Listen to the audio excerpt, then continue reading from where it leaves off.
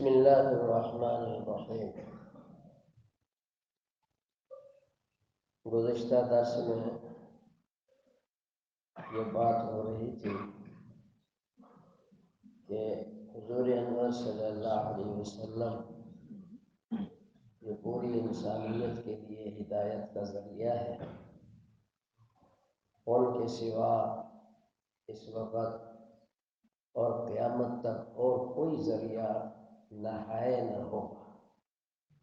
وہ واحد اور آخری سہارا، آخری ذریعہ ہے۔ ان کے علاوہ کوئی سہارا نہیں، کوئی ذریعہ نہیں۔ یہی ختم نبوت کا پیغام کہ آپ خاتم النبیین ہیں، آپ رسول رب العالمین ہیں اور سید الثقلین جن و انس کے نبی ہیں، اور قیامت تک آنے والے ہر فرد کے لیے نبی ہیں، اور روئے زمین کے اکناف و اطراف جہاں بھی کوئی آباد ہے سب کے لیے آپ نبی ہیں۔ آپ آفاقی نبی ہیں۔ اللہ رب العزت تک پہنچنے کا اور کوئی راستہ اللہ نے اپنی مخلوق کے لیے نہیں چھوڑا سوا اس ایک راستے کے۔ بس اللہ تک پہنچنے کے 2، 3، 4، 5 راستے نہیں ہیں، صرف ایک راستہ ہے۔ حتیٰ کہ پہلی امتوں کے لوگ اگر آج پیدا ہو جائیں، ان کے راستہ اس وقت یہ نہیں تھا۔ پہلی امتوں کے انبیاء علیہ السلام اگر آج تشریف لے آئے، اس وقت ان کا راستے الگ تھے، مگر آج انہیں بھی اسی راستے سے اللہ تک پہنچنا ہوگا۔ اب سوال یہ ہے کہ حضور صلی اللہ علیہ وسلم ہم میں موجود نہیں ہے، ہم حضور تک کیسے پہنچے؟ اس کی رہنمائی بھی ہم اپنی عقل کے ذریعے سے اگر سوچیں گے، اپنے شوق اور چاہت کے ذریعے ہم اس رہنمائی کو لینا چاہیں گے تو کبھی کامیاب نہیں ہوں گے۔ یہ بڑے المیہ کی بات ہے۔ آج ہم نے ہر کام میں اور خصوصاً دین کو بھی ایک چوائس کی صورت بنا دیا۔ جو آپ ہمیں اچھی چیز لگتی ہے نا بس وہ لے لو، جو دل کو اچھی لگتی ہے ہماری چوائس ہے، یہ خوبصورت ہے، یہ ایسی ہے، شوق ہے۔ جس چیز سے ہمارا شوق پورا ہوتا ہے اس کو ہم لیتے ہیں، اس پر سرمایہ لگاتے ہیں، خوش ہوتے ہیں کہ ہمارے شوق کی چیز ہے۔ اور جس میں ہمارے شوق والا پہلو نہیں ہے، وہ کتنا ہی اہم کیوں نہ ہو ہمارے لیے، کتنا ضروری کیوں نہ ہو، اس کی طرف طبیعت راغب نہیں ہوتی ہے۔ مثال سے عرض کروں، عمرے کا سب کو شوق ہے کہ نہیں؟ ہے کہ نہیں؟ بچے کو شوق ہے، مرد عورت کو شوق ہے۔ عمرے پہ جانے کے لیے ہم سارے تیار ہو جائیں اور بڑے خوش ہوں گے کہ عمرے پہ جا رہے ہیں، عمرے پہ جا رہے ہیں۔ حالانکہ پتہ ہے عمرہ ایک نفلی عبادت ہے، بڑی اعلیٰ سعادت کی چیز ہے یہ نفلی عبادت، فرض یا واجب نہیں ہے۔ ساری زندگی اگر عمرہ نہیں کیا تو قیامت کے دن اس سے کوئی مواخذہ نہیں ہوگا، پوچھا نہیں جائے گا کہ تم نے عمرہ کیوں نہیں کیا۔ اب عمرے پہ جانے کے لیے 2، 2.5 لاکھ 3 لاکھ روپیہ بھی لگے گا، 20-25 دن بھی لگیں گے، اور وہاں مشقت مجاہدہ بھی ہوگا۔ تو 2، 2.5 لاکھ 3 لاکھ روپیہ بھی لگانے کے لیے ہم تیار ہیں، اگر ہوگا تو لگا دیں گے، وقت بھی نکالیں گے، عمرے پہ جائیں گے، اور حرم شریف میں اگر اعتکاف کی سعادت مل جائے تو بہت اچھی بات ہے۔ ابھی اس سال بھی ہزاروں لوگ اعتکاف کے لیے حرم شریف گئے، اچھی بات ہے، بہت بڑی سعادت ہے، اس میں کوئی شک نہیں ہے، اس کی تردید نہیں کر رہا۔ لیکن اگر یہ کہا جائے کہ میاں دین سیکھنے کے لیے، اپنی نماز روزہ ٹھیک کرنے کے لیے، اپنے کلمات الفاظ ٹھیک کرنا جو کہ فرض عین ہے، اس کے لیے 10 دن نکال لو، ہمارے ساتھ بیٹھ جاؤ، یہ مشکل ہے۔ یہاں 2.5 لاکھ روپیہ بھی نہیں لگنا، مشقت وہ والی نہیں ہے، سفر نہیں ہے۔ وجہ کیا ہے کہ یہاں شوق نہیں پورا ہو رہا، اگرچہ یہ کام فرض ہے، اس کے بغیر نجات نہیں ہے۔ یہاں ضروری نہیں بیٹھو، کسی بھی عالم کے پاس بیٹھو، کسی بھی جہاں دین صحیح سکھایا جا رہا ہو، وقت نکال کے وہاں بیٹھ جاؤ، دین سیکھ لو، زندگی بھر ہم نے سنجیدہ ہو کر دین سیکھنے کے لیے کبھی ٹائم نکالا؟ ہر ایک اپنے سے سوال کرے کہ دین سیکھنے کے لیے سنجیدہ ہو کہ میں نے کبھی کوئی ٹائم نکالا ہے؟ یہ معذرت کے ساتھ عرض کرتا ہوں کہ بات عرض کر رہا ہوں نظریے اور شوق کی، کہ یہ کام نظریے کا کام ہے کہ میں نے اللہ کے احکام معلوم کرنے ہیں، رسول اللہ صلی اللہ علیہ وسلم کی سنت کا علم حاصل کر کے اپنی زندگی اس کے مطابق لانی، یہ میری کامیابی کا راستہ ہے۔ اس طرف تباہ بہت کم لوگ ہیں جو اس راستے پر آنے والے ہیں۔ اور عمرے پر جانے کے لیے میں بھی تیار ہوں، آپ بھی تیار ہیں، اللہ سب کو لے جائے، اچھی بات ہے، اللہ سے مانگتے ہیں۔ تو یہ سمجھانا مقصود یہ ہے کہ شوق اور چیز ہے، نظریہ اور چیز ہے۔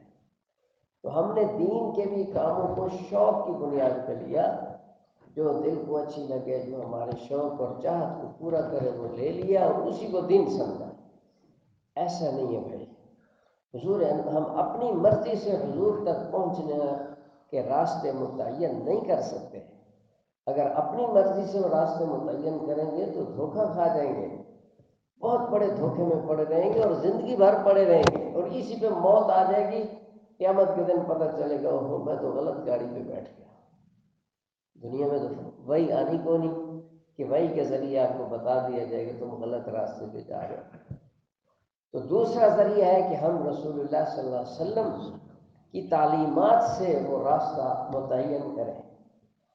آپ نے اپنے تک پہنچنے کے لیے دو راستے دیے ہیں، ایک آپ کی سنت اور ایک آپ کے شاگرد ہے، آپ کی جماعت ہے۔ یہ دو راستے ہیں، کتاب اللہ اور رجال اللہ۔ صرف سنت اور حدیث ہو اور آپ کے شاگردوں سے رہنمائی نہ لی جائے تب بھی گمراہی ہے، کہ صرف حدیث پاک کو آپ کی شاگردوں کے بغیر سمجھنا، ان کی تشریحات سے ہٹ کر سمجھنے کی کوشش کرے گا، وہ بھی گمراہ ہوگا۔ آپ نے اپنے شاگردوں کی ایک عظیم الشان جماعت بھی دی جنہوں نے آپ سے دین سیکھا، اور آپ نے اپنی حدیث پاک بھی دی ہے۔ حضور اکرم صلی اللہ علیہ وسلم کی جو سنت ہے وہ تین طرح کی ہے۔ ایک آپ کے اقوال مبارکہ، آپ نے اپنی زبان مبارک سے ارشاد فرمایا۔ دوسرے آپ کے احوال، آپ نے عمل کیا اور صحابہ کرام نے اس کو نقل کیا، وہ احوال کہلاتے ہیں۔ اور آپ نے تیسری چیز ہے تقریرات۔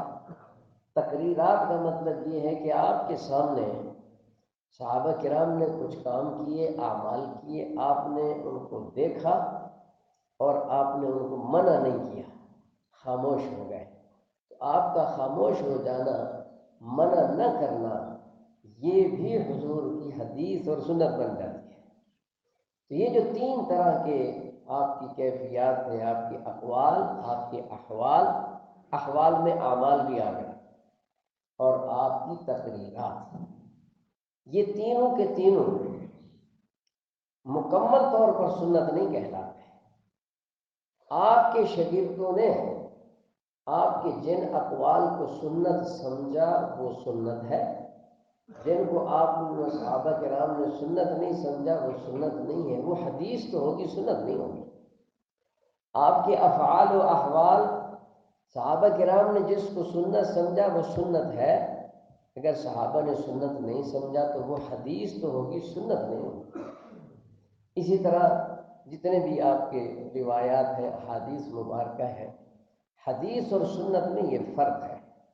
حدیث تو وہ ساری باتیں ہیں جو آپ سے ثابت ہے نا، وہ ساری باتیں حدیث تو ہیں، لیکن سنت وہ ہے جس کو آپ کے شاگردوں نے اپنایا، کیونکہ آپ کی بعض باتیں، بعض احوال و اقوال ایسے ہیں کہ آپ کے شاگردوں نے اس کو نہیں اپنایا، وہ سنت نہیں ہے۔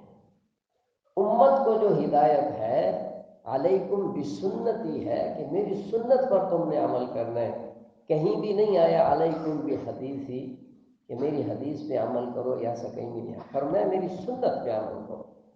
امت کے لیے جو رہنمائی کا راستہ وہ اتباع سنت ہے۔ اور یہ بات بھی سمجھو کہ ہر حدیث پر عمل کیوں نہیں کرنا ہوتا، اس کی بھی وجہ ہوتی ہے۔ بعض کام آپ کے وہ ہوں گے جو آپ کے ساتھ خاص ہیں، جو خصائص نبوت کہلاتے ہیں. اب امتی وہ کام نہیں کر سکتا، امتی وہ کام نہیں، امت کے لیے وہ جائز نہیں ہے. مثلا 4 سے زائد نکاح حضور صلی اللہ علیہ وسلم نے کیے، پوری وضاحت کے ساتھ حدیث مبارکہ میں آپ کے نکاحوں کا ذکر ہے. تو 4 سے زائد نکاح حدیث ہے لیکن سنت نہیں ہے، امتی کو اس کی اجازت نہیں ہے. اسی طرح حدیث ہے کہ حضور صلی اللہ علیہ وسلم جب آرام فرماتے، آپ سوئے ہوئے، آپ کو نماز کے لیے جگایا گیا، آپ نے وضو نہیں کیا اور اسی طرح نماز پڑھائی، یہ حدیث ہے مگر یہ سنت نہیں ہے، کیونکہ صحابہ کرام نے اس کو سنت نہیں سمجھی. خصائص نبوت ہے، یہ نبی کی خصوصیات ہے. دوسری وجہ، بعض کام حضور صلی اللہ علیہ وسلم نے کیے فرمائے، بعد میں وہ احکام منسوخ ہو گئے. تو جب منسوخ ہو گیا، پہلے والا جو فعل ہے آپ کا، جو آپ کا فرمان ہے، وہ حدیث تو ہے، وہ حدیث ختم نہیں ہوئی، حدیث ہے مگر وہ سنت نہیں ہے. ہمیں حکم ہے سنت پہ عمل کرنے کا، اور جو دعویٰ یہ کرتا ہے کہ میں نے حدیث پہ عمل کرنا ہے، پھر وہ منسوخ احکام پہ عمل کرے گا، کیونکہ حدیث تو وہ بھی ہے. مثال کے طور پہ ترمذی شریف کی حدیث ہے، باب الوضوء مما مست النار، کہ آگ جس چیز کو چھو لے وہ چیز اگر استعمال کرو گے تو وضو ٹوٹ جائے گا. لہذا کھانا کھائے گا وضو ٹوٹے گا، چائے پئیں گے وضو ٹوٹے گا، گرم پانی پئیں گے وضو ٹوٹے گا، یہ حدیث ہے. اور پھر آپ گرم پانی سے وضو کیسے کریں گے؟ سردی میں غسل کی عادت پڑ جائے تو گرم پانی سے غسل کیسے کریں گے؟ کیونکہ غسل سے تو وضو ٹوٹ جائے گا، گرم پانی سے وضو ٹوٹے گا، وہ آگ پہ گرم ہو چکا ہے. الوضوء مما مست النار، باب وہ آج بھی موجود ہے، حدیث موجود ہے.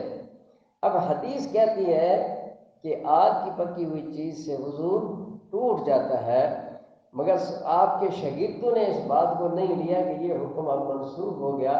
اس سے اگلے باب میں حدیث ہے کہ میں نے، ایک صحابی فرماتے ہیں، میں نے رسول اللہ صلی اللہ علیہ وسلم کو دیکھا، آپ نے کھانا تناول فرمایا اور پانی کو ہاتھ تک نہیں لگایا اور نماز پڑھائی.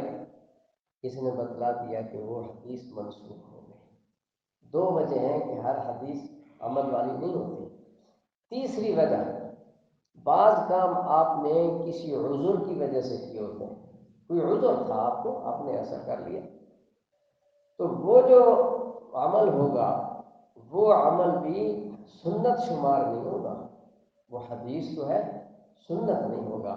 ہاں جب بندے کو وہ عذر پیش ہو تو بندہ بھی وہی کر لے. مثلا حدیث میں آئے حضور صلی اللہ علیہ وسلم روڑی پر تشریف لائے اور کھڑے ہو کے پیشاب کیا. کھڑے ہو کے پیشاب کرنے کی حدیث ہے مگر یہ سنت نہیں ہے. بات سمجھ آ رہی؟ سنت نہیں ہے، کیونکہ آپ کے کھڑے ہو کے پیشاب کرنا کسی عذر کی وجہ سے، آپ کے شاگردوں نے بتلایا کہ آپ کے گھٹنے میں تکلیف تھی، یا یہ ہے کہ وہاں بیٹھنے کی جگہ نہیں تھی، روڑی جو تھی بیٹھنے کی جگہ نہیں تھی، کوئی اس طرح کی مجبوری تھی، عذر تھا، آپ نے کھڑے ہو کے پیشاب کیا اور امت کو مجبور صورت میں ایک راستہ دے دیا کہ تمہیں بھی کوئی ایسی مجبوری پیش آ جائے تو کر لو، مجبوری نہ ہو تو کھڑے ہو کے نہ کرو. اسی طرح روایت میں ہے کہ آپ جب دوسرے سجدے سے اٹھے، کچھ دیر بیٹھ کے پھر اگلی رکعت میں کھڑے ہوئے، جس کو جلسہ استراحت کہتے ہیں. یہ حدیث ہے مگر سنت نہیں ہے، کیونکہ آپ کے شاگردوں نے یہ بتلایا ہے، حضور کے شاگردوں نے بتلایا. حضرت ابو ہریرہ رضی اللہ عنہ فرماتے ہیں میں نے رسول اللہ صلی اللہ علیہ وسلم کو دیکھا کہ آپ جیسے سجدے سے اٹھے تو اپنے پاؤں کے سینے پر سیدھے کھڑے ہو گئے بغیر بیٹھنے کے. تو انہوں نے بتلا دیا کہ آپ کا بیٹھ کے پھر اٹھنا عذر کی وجہ سے تھا کہ آخر عمر میں آپ کا بدن مبارک بھاری ہو گیا تھا، تو عذر کی وجہ سے آپ بیٹھ کے پھر اٹھے. آج بھی اگر کسی کو عذر ہے، گھٹنوں میں مسئلہ ہے، تھک گیا ہے، بوڑھا ہے، تو وہ سہارا لے کے اٹھے، ہاتھ رکھ کے اٹھنا بھی کبھی ذکر آیا ہے، مگر یہ سنت نہیں ہے. سنت وہ ہے کہ آپ گھٹنوں پہ ہاتھ رکھ کے سیدھا اوپر اٹھے، نیچے بھی ہاتھ نہیں لگایا، سیدھا اٹھ گئے۔ تو تیسری وجہ کہ ہر حدیث پر عمل کرنا ضروری نہیں ہوتا، وہ وجہ کیا ہے کہ بسا اوقات کوئی فعل آپ نے کسی عذر کی وجہ سے کیا ہوتا ہے۔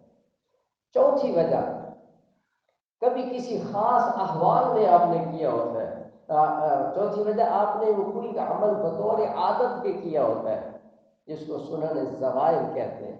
مثلا آپ نے لباس، آپ کے کھانے پینے کے بعض احوال، بعض باتیں بطور عادت کے ہیں، تو وہ عادت ہوگی، سنت نہیں ہوگی۔ عادت ہونے کے باوجود بھی وہ حدیث ہے، تو ہمیں حکم ہے علیکم بسنتی، میری سنت پہ عمل کرو۔ تو جو حضور صلی اللہ علیہ وسلم کی سنت ہے، اس پہ چل کر ہم حضور صلی اللہ علیہ وسلم تک پہنچ سکتے ہیں، اور سنت کی تشریح آپ کے شاگردوں سے لینی ہے۔ وہ آپ کے شاگرد، آپ کی جماعت، صحابہ اہل بیت علیہم الرضوان ہیں۔ اللہ رب العزت سب کو صراط مستقیم